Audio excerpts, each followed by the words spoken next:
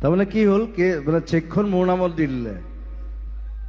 কথাটো কৈ দিছোঁ, এতিয়া মই যদি চেকখন মই ভৰাই দিওঁ একাউণ্টত, মই আকৌ মোদী চৰকাৰক GST দিব লাগিব।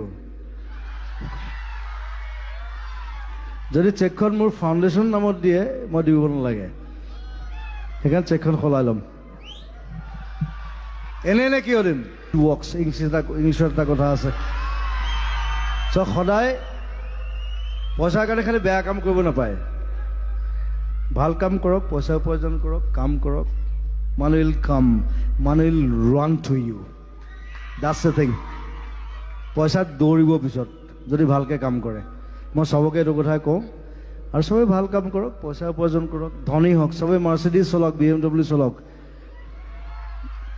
অসমখন ইউৰোপৰ নিচিনা হ'ব পাৰে, হয় নহয়? Y not?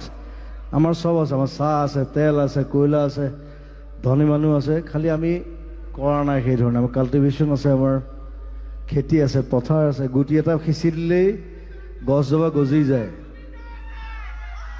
এতিয়া মই আছোঁ বাৰু, সেইটো বেলেগ কথা, কিন্তু মই ইমান ধনী মানুহ নহয়, খালি মই যিমান পাৰোঁ ট্ৰাই কৰোঁ আৰু মানুহক হেল্প কৰিবলৈ, এইটো বেলেগ কথা।